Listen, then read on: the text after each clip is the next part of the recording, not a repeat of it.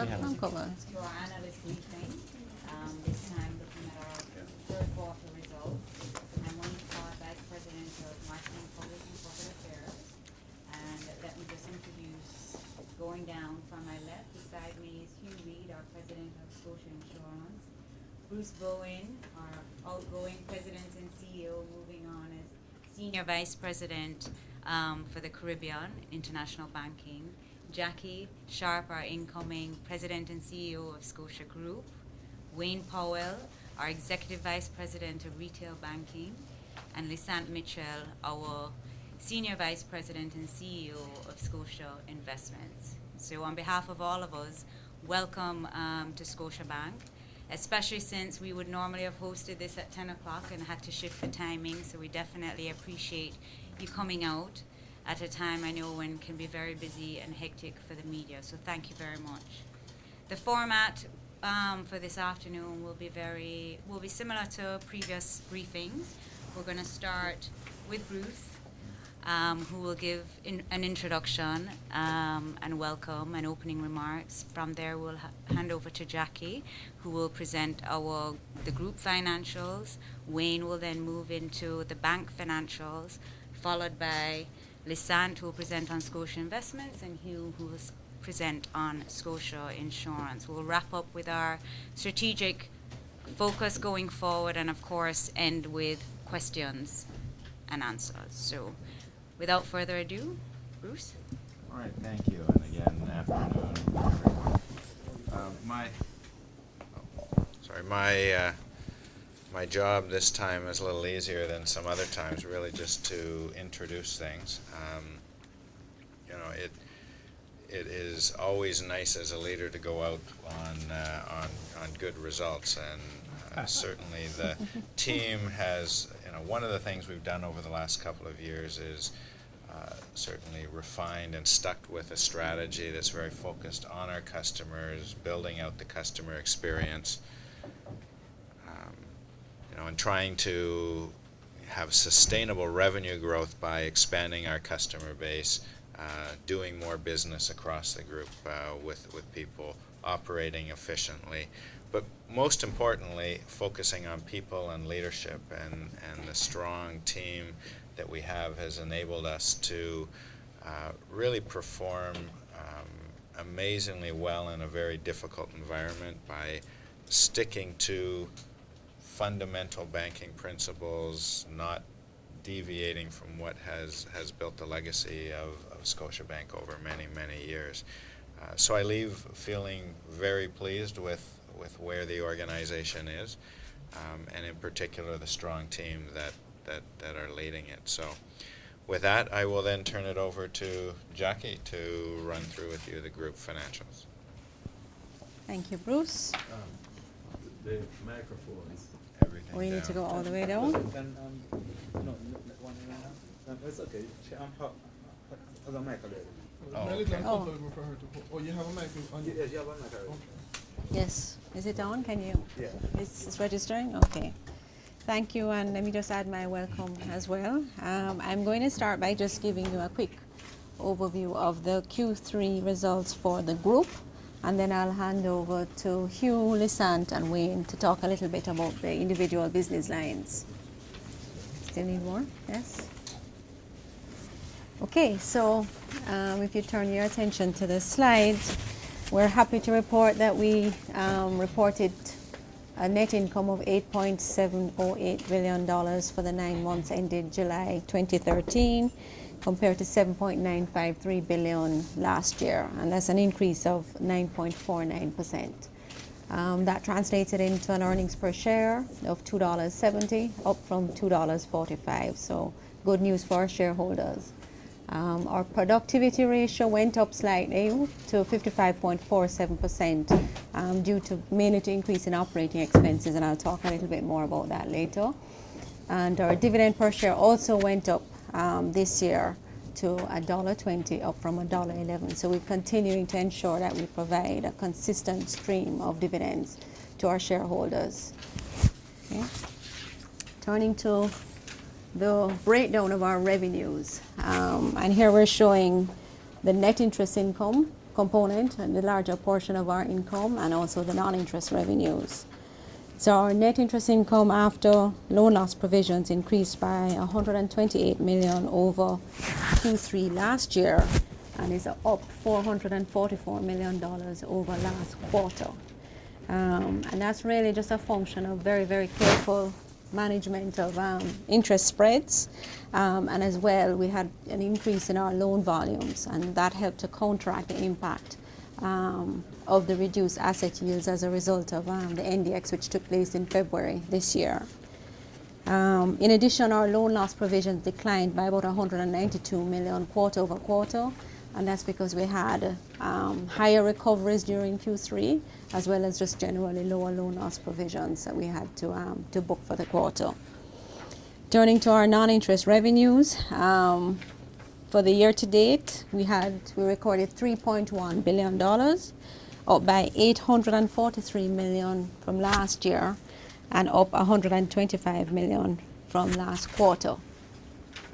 So the increase year over year, which is pretty significant, 800 million, was due to a combination of all different areas of our non-interest revenue streams, again showing the strength of our diversity in our income streams. We showed increased insurance revenues of $163 million, and Hugh will talk a little bit about that later. Just generally on our foreign currency book, we have benefited somewhat from the devaluation, so all the profits on our US dollar side of our book would have been converted at a higher rate. So we had increased revenues there. Increased fee income from things like capital market transactions, unit trusts, where we've had really good growth in those portfolios over the last year. We're now seeing the benefit of that in the form of increased fee income. And we also had a one-off gain on sale of property of about 114 million. So it's a combination of different areas that led to that really significant increase in our non-interest revenues year over year. Okay. In terms of expenses, unfortunately, expenses also increased year over year by about 706 million, or 18% over last year, and up 58 million quarter over quarter. Staff costs, resulted mainly from the general increase in the for staff, what we had agreed with the union at the beginning of the year, November, that would have reflected an increase in the costs, as well as just generally we're seeing higher costs for other benefits, things like medical, group life, etc. Those have increased year over year. Other expenses represented by the red bar went up by 240 million, or 12% year over year. A big part of that is a reflection of the new tax measures that were implemented. So remember, the asset tax was implemented sort of late in Q3 last year, and that would have caused a significant increase in our expenses. We also had increase in system-related expenses as we undertook new initiatives that are going to increase our operating results down in the future. And generally just expenses associated with growing the business line, in addition to the typical inflationary increases on things like utilities and other operating costs. So that's one of the areas that we're managing closely. In terms of our asset growth, our total assets increased by 40.3 billion year over year, and is up 6.5 billion quarter over quarter. We're particularly pleased with the strong growth in our loan portfolio, which is represented by the yellow bar on the chart, which went up by 14.6 billion year over year, despite the conditions in the economy. We had retail loans going up by 6.8 and residential mortgages going up by 4.6 billion. So total retail loan growth was about 11.4 billion year over year. And we had commercial and SME growing up by about 3.2 billion year over year. So strong growth in the loan portfolio, and that has really helped in our net interest income for this year. Wayne is also going to talk a little bit more about what the various initiatives that led to the growth in that loan portfolio. If you look at our cash resources, we had an increase of 29 billion year over year, and it's really just a function of very robust deposit flows coming in as we acquired new customers, particularly some large corporate customers. And so those flows are basically reinvested in cash resources until we can lend out those funds later on down the road. In terms of our return on equity, we see a slight uptick in 2013, up from 16.11% last year to 16.95% on an annualized basis. So, while we've seen the decline over years because of JDX and NDX, etc., we're starting to see a pickup in our return on equity. So with that, I'm going to now turn you over to Wayne Powell, who will talk a little bit more about the retail and the commercial banking results. Good afternoon, everyone. Let me join all of you here in congratulating Mrs. Sharp on being promoted to the position of President and CEO. It's off? You want this one down here too? Sure. Who is? It's on? Yes. Okay. Yeah, to congratulate Mrs. Sharp on her elevation to the position of President and CEO. Well-deserved, young, bright Jamaican woman. I'm sure you're all as pleased as we are. With respect to the bank, I think we did very, very well last year considering all the circumstances. If you look at the bar chart up there, you will see that we made profits of $1,298,000,000, which was up $187 million over the year before, the quarter before. And that basically, the major input into that was some sale of property we had, which was about $163 million. But the point is that when you look at the increase in profits, the fact that we maintained literally a flat position, and increased year over year by about $30 million, that was a significant performance considering all that had happened during the year before. NDX, low interest rates, that kind of stuff. So really, it fits our strategy very well because the way we promoted this thing was that we went after volumes to compensate for the lower margins. The performance in retail was excellent. We went after the car market in a significant way. That performed very well for us. We also ran some very special programs with the Ministry of National Security Workers and the Ministry of Health Workers for unsecured loans, and those worked out very well for us too. So the overall growth in the retail portfolio was a strong growth. It was a planned growth, and we thought it was an area in which there was very, very little risk.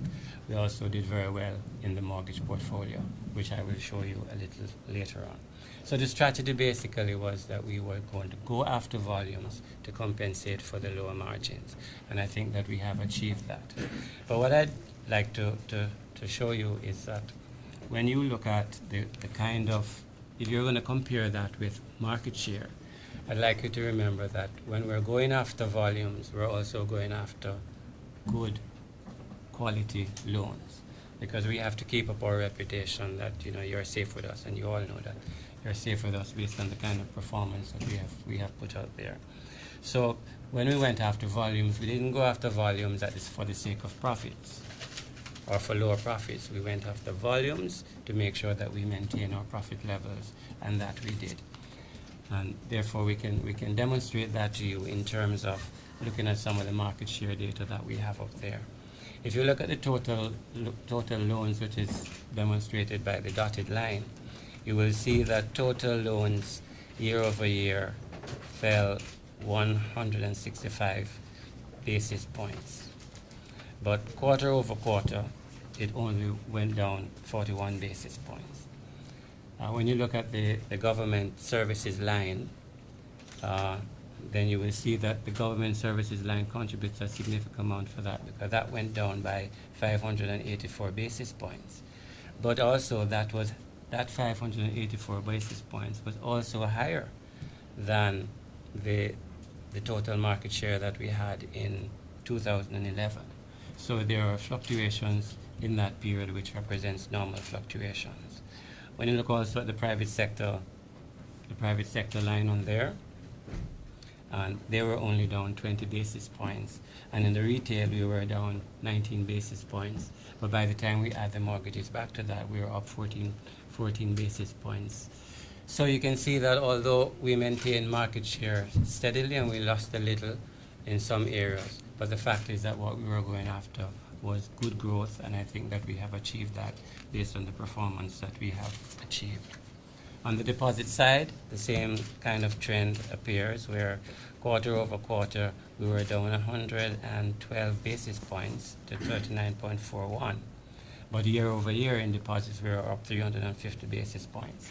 And that again represents normal fluctuations. On the commercial deposit side, we were down 44 basis points, but year over year again we were up 1,000 basis points.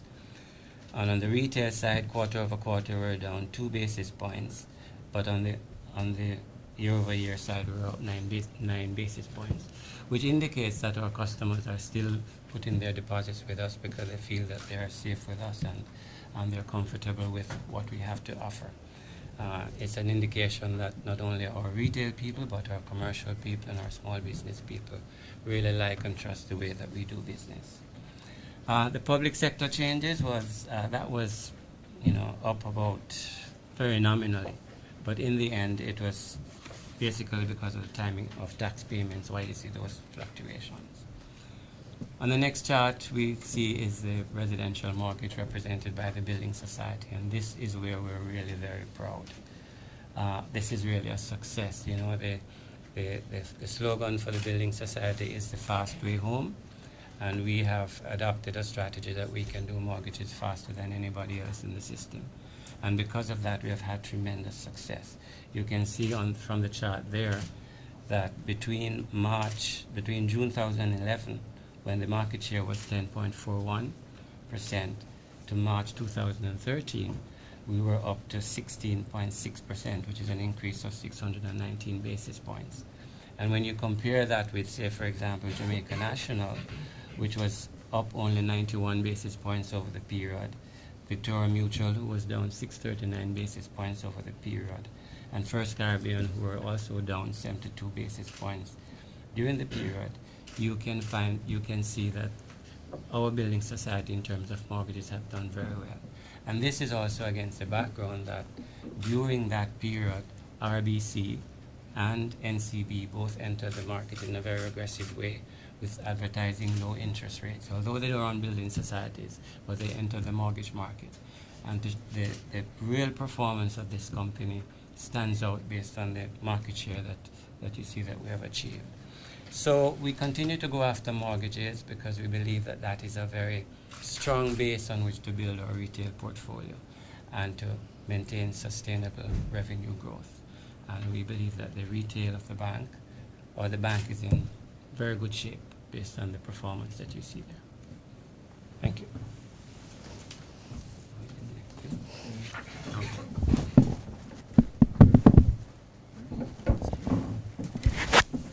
Good afternoon all.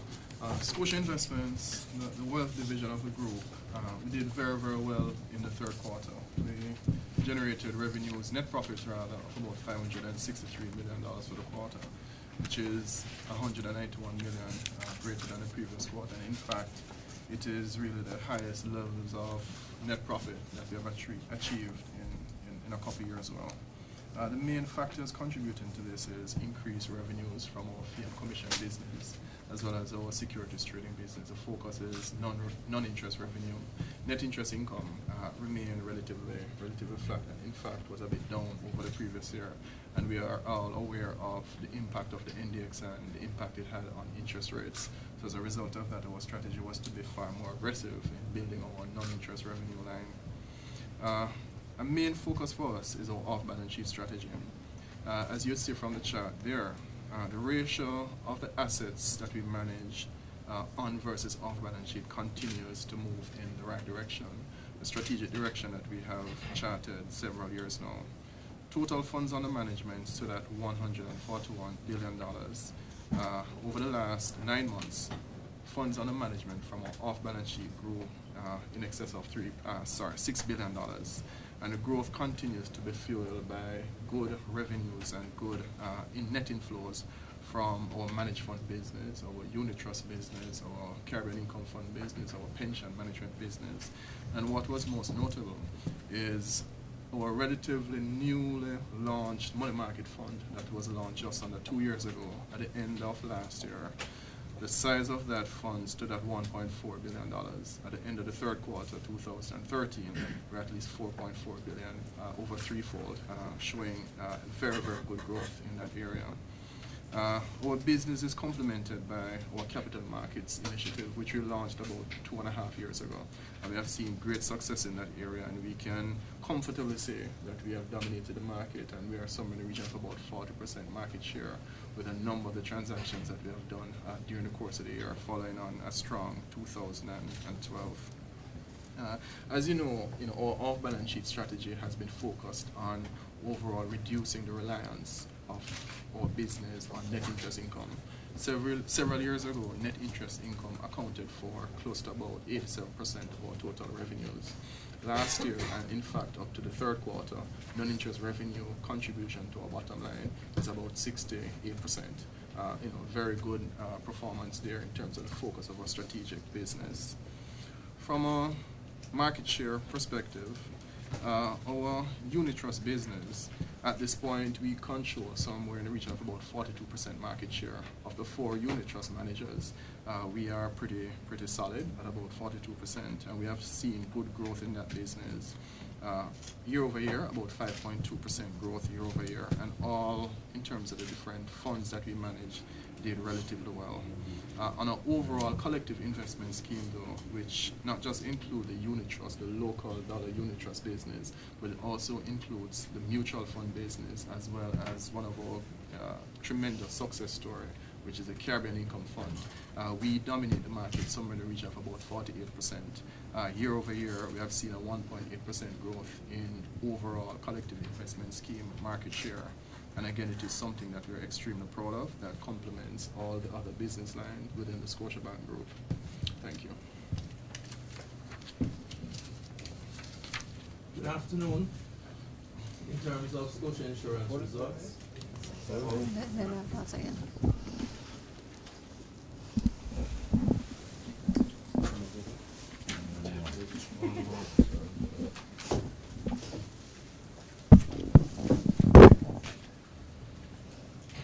Good afternoon again. In terms of Scotia Insurance results, in terms of our insurance revenues, the net interest revenue fell from 53% in the July period to 46% in the July 2013 period. This reflected the reduction in yields occasioned by the NDX. In fact, our average yields on our portfolio reduced from 9.49% to 8.19% over the period. In terms of our net premium income, that increased from 33% to 35% and reflected a significant increase in the credit insurance portfolio of our business, which is now contributing close to 25% of our overall profits. In terms of the movement in our net profit, that increased from 662 million to 789 million in Q3. We had a good Q3, and this was achieved notwithstanding the reduction in interest rates occasioned by the index. The 662 million in Q2 actually reflected a substantial reduction occasioned by the NDX. We wrote off about $198 million in terms of premiums associated with GOJ securities. The market share, we continue to be the number 2 insurance provider measured by gross premium income, notwithstanding the reduction of 2% when you are looking at December 2012 compared with June 2013. I believe that's it. To move quickly into our corporate social responsibility activities for the third quarter. Under student care, we donated $500,000 to between four GSAT scholars and one tertiary scholar, and also continue to support our breakfast feeding program. I just wanted to add that since our Q3, of course, we spent the last month welcoming our new scholars into the program, into the Scotia Shining Star program, and we now have 120 students that we are funding through both in our scholarship program and have overall supported 300 students since inception. So we continue to work very assiduously in supporting youth development through student care. Healthcare, our foundation donated $2.2 million and really for the purchase of dialysis supplies at the hemodialysis unit at the Cornwall Regional Hospital, and donated an additional just under $3 million towards a purchase of materials so that we could complete scoliosis surgery for 6 recipients, and that's an annual program that we fund and support year over year. Community care, we donated over $1.2 million to various projects, both at a community level and at the national level. And our Scotia volunteers, that's our over 50%, I would say close to 60% of our staff who now volunteer as Scotia volunteers, participated in 48 Labor Day projects across the island, and that's something we continue to be very proud of in terms of the active involvement of our team in assisting in the communities in which we work and operate. I'm going to hand over to Jackie in terms of our awards. Okay. Oh, sorry. John, this. Get some mics on views. Yeah, I know. Good job for a former. Okay, so we continue to be globally recognized by leading industry press, both internationally and locally, and we received a few awards during the quarter or during the period up to July 2013. We were proud winners in April of the PSOJ Customer Service Association Service Excellence Award, and we're particularly proud of that because of our focus on improving customer experience over the last couple of years. We received Euromoney's award at SPCG, our private banking unit, as the best private banking unit in the 2013 private banking survey. And then Global Finance placed us on top in Jamaica for best emerging markets bank and best foreign exchange provider. So we've done pretty well in terms of the international and local recognition, and we will continue to strive towards getting more of those awards in future. So that was a quick look at our past performance. Just want to talk a little bit about how we're going to continue over the next year or two to ensure that we continue to deliver shareholder value and sustainable profit growth. We are facing challenging times with slow economic growth, low business confidence, and just general lingering uncertainty as the whole economic program with the IMF is executed over the next few years. But despite these uncertainties and challenging times, we're confident about our strategic direction. We have come up with a plan that has 5 strategic priorities, and they're shown up there on the chart. I'm going to take you through, just talk a little bit about each one, and then of course you can have questions. I'll be happy to answer your questions after. So high performance culture is one strategic pillar, recognizing the fact that having the best people and an engaged and motivated team is the most important element of executing your strategy. And so we are going to be doing a lot in terms of talent and leadership development and recruitment to ensure that we have the right team in place. And we have a great team right now, and we'll continue to develop that team to ensure that we stay on top of the game. In terms of sustainable revenue growth, we really have 2 pillars there. We're going to continue to grow our existing business lines by leveraging a very strategic asset, our existing customer base.